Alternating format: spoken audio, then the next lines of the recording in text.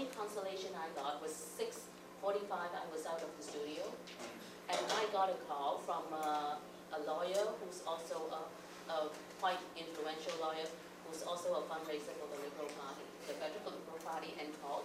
He said, "Hey, Winnie, I listen to MPs from Italian listen." So I think, you know, people do think in Canada, but we really live in an environment that because the media doesn't allow us to be creative, to be that outspoken people, you don't need to agree, as I keep saying that, but we really need to brainstorm about these issues, because if we don't talk about it, we're going to be really dumb in the long run.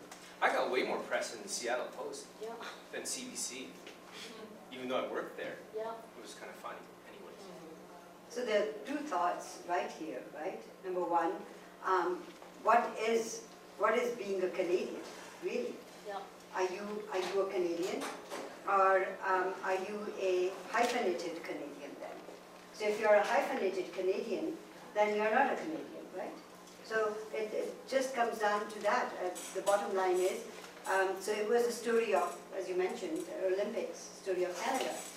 So Canadians make, everybody who lives here, apart from the First Nations people, are immigrants. So the mere fact that their faces are pink and not brown, they are called Canadians, so their stories are there. It had a huge impact on the South Asian community as well. It's been here since the late 1800s, and nothing of the South Asian community was there as well. Anybody else has a question? So you described like a big onus on CBC to promote diversity. Like, are there initiatives to get the private broadcasters to have these same kind of goals? Yeah, absolutely. Mostly driven by the CRTC, and although I'm not sure how robust it is anymore, but there was this kind of collective kind of agreement between the private broadcasters to look at how they would reflect diversity in Canada. As well, they do have to report to some degree their employment practices and some of their statistics in terms of industry standards. But I mean, in the end, for the privates, it's about money, right? They're about making money, and to be totally honest with you, I think if they get the business case about where the Canadian public is going, like what the Canadian public actually looks and sounds like, and like the banks, they figure out how to make programming that appeals to this new quote-unquote contemporary public Canadian audience, they will beat the CBC at it, right? Yeah, they did. And they have. Look, if you look at the American, I mean, not so much these last two seasons, but when House came out, when I'm trying to think of all the Heroes, The Good Wife, these are a lot of these shows. It's really hard to produce a show. Good Wife's not really a good example, but Glee? Glee, Yeah. yeah, certainly Glee, and Desperate Housewives, right? In that period of time, there was not an American show that did not have a diverse cast. Like, they got it. And so, in that time, they were actually beating CBC I mean, it's not about a game, but for them, it's about appealing to the market, right? And so, so it's really, it doesn't matter whether it's the CBC or not. The CBC will do it because it's the right thing, and it's the good thing, and the Canadian thing to do, which always will be, but the privates will equally work as hard at it because it's the business thing to do. Yeah, and I should be the last person to praise CTV because of the not so environmental agenda. But at the same time, when I look at the Chinese-related stories, I've got to say that, remember this woman, Amanda Zhou? She was murdered by her boyfriend, who's a student living in Burnaby. And the boyfriend had the nerve to come out to police and cried in a press conference and said, "Please don't kill my girlfriend." And in fact, he was the one who's behind killing her. And eventually, her body was found in a suitcase by a beach. And so by this point, this boyfriend had already been back to China, and subsequently we found out that he's the son of a senior general in the military in China. So of course he'll never be caught. But then who broke that story? Who actually tracked this guy down in China? It was a So I think that very often you have this balance of dynamic, that you have a great reporter, and he can actually dictate his own TV broadcast channel work to do. And also the fact that I would actually commend CTV for allowing him to, because it's a private, and they really look for, everybody looks for business with China. So for CTV to allow his story to come out, track this guy down, and now he's actually on trial in China. It's fabulous, but these fabulous things did not happen with our taxpayer-supported channel, which is very sad to me. Although CTV does get some taxpayer support. All broadcasters get some subsidy from the government. Just CBC gets the biggest share. Sorry, but in terms of diversity, we are talking about TV shows and all that stuff, but I don't know, but this is my personal opinion. Having I don't know, Indian or a Latin person, just one member of a cast, is not diversity. It's following a requirement because we need to have it. And that actually made him, or made her, a really, really vulnerable minority, because if you are the only one who has an accent on a crew of 50 people, that doesn't make diversity. That makes a person that you are singly pointing out as we are following the rule, but you are not part of us. I agree. There are a lot of times it's done really badly. You know, I'm not sure if you guys remember the show The Border. You guys remember this show, CBC, called The Border? All the programs at CBC have to file an annual diversity report. And they sent me this report saying, look at us, we hired so many diverse cast. Here's the list, and I went through, it's like Vietnamese man 1, Vietnamese man 2, you know, South Asian board, you know, and I go, look at the lead cast. Who's your lead cast?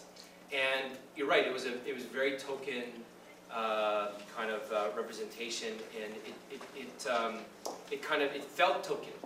So despite all the effort and you know what they wanted to put in reports, on the other hand, there are some examples where it's done really, really well. Like you look at 24. Like that was the first time in the American imagination we could imagine, we could see a president that wasn't white. And was it an accident that Barack Obama was elected afterwards? Some media theorists would say no, right? Some people might discount that as having no impact at all.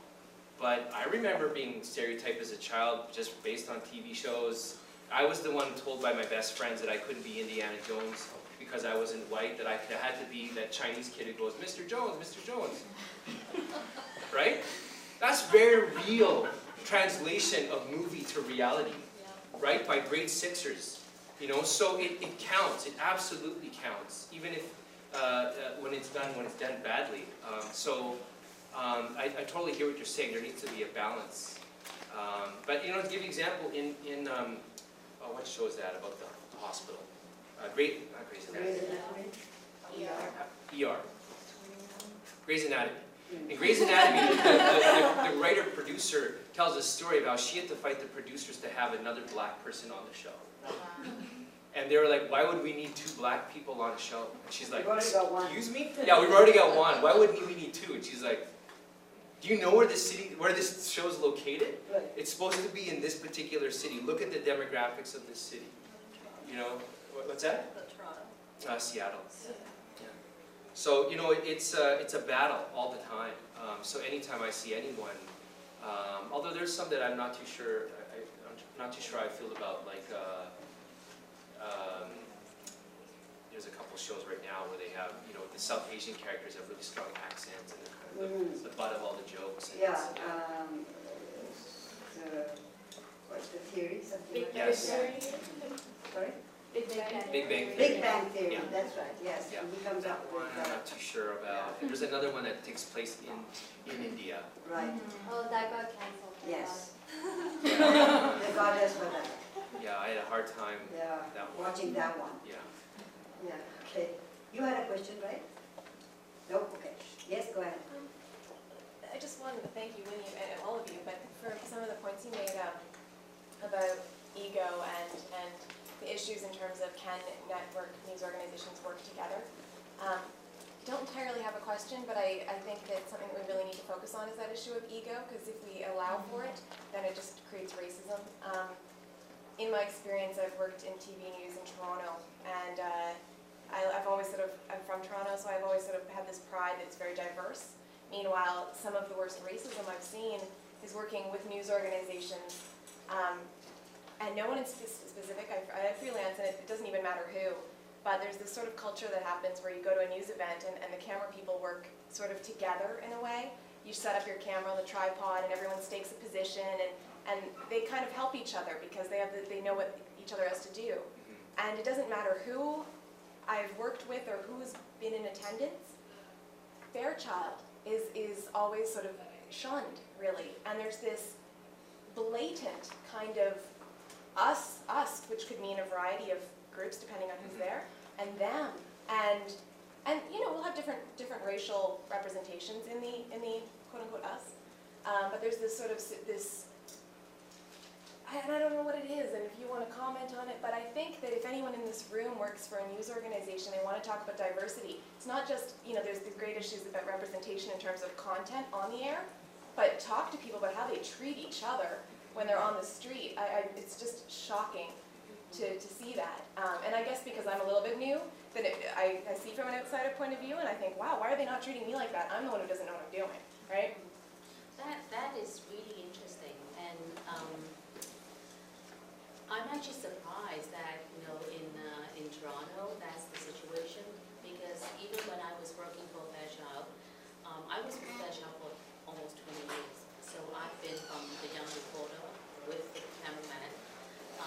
I've seen cameramen almost like fighting against each other in election time, looking for the best position, to cameramen helping each other and securing each other's spots and looking for each other's back. So I've seen all of that happening in Vancouver, and I would say that on the cameraman level, they usually work quite well. So for Toronto, for that to happen, it's actually surprising. But at the same time, I also have to say that when, you know, one of the graphics that I put together is the obstacles, technology, resources. Those are new issues. So with Fairchild, as I said earlier, that, you know, what complicates things is that Fairchild is so big now that they actually think that they're bigger. And so they think that they're 6'2", but they're maybe like really 5'5". So they need to also work harder in getting their technology out there. The reason that I'm not working with Fairchild because I don't want to be working in a corporation where news, especially broadcast news, is all about advanced technology. So you get to the point that, and I'm suspecting if that happens in Toronto, it also could be because Fairchild's technology is so behind that everybody goes to the audio feed, everybody needs all of those things, and everybody has the most state-of-the-art equipment. But then you're not talking about Fairchild, not the state-of-the-art, but the okay, but they're really like 50 years before. So when you're in that situation, you're in trouble. In Vancouver, we try to, when I left Fairchild, I had a really good conversation with my boss, and we're still friends, and because there's nothing he could do, and I don't want to be in that situation where eventually I become a partner in crime, so to speak, in a way that when you're so behind in technology and you want to do broadcast journalism, you really need to think twice. And my last advice for my company was that I cannot be hitting my face all the time so that it's swollen to pretend that I'm well fed. Because in Chinese, being fat is a good thing. So I don't want to do that. I want to be normal. I want to be able to work with the other media friends that we're all out there. But then subsequently, I also found that in the process, it's not just about Fairchild or that the technology, that company is not willing to invest in technology or in the news department.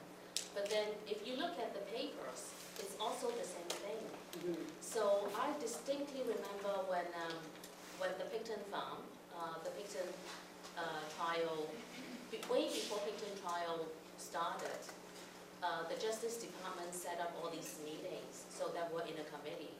And I was completely thrilled that I was invited because it's a big deal that we see ourselves still a small potato, but then you're in with the big leagues and all the news, like Ian Haysom and everybody was there. And I was really disappointed too that they invited the Chinese papers. Singtao did not go, Mingtao did not go. And Canadian Press senior editor was there. And then she had this, very sarcastic comment. And of course, these two media, Mingtao and Singtao, are not there because they use our stuff all the time. So that is, for the Chinese media to be seen, to be so visible today, I think Chinese media also has a responsibility to invest in the news medium, in the technology.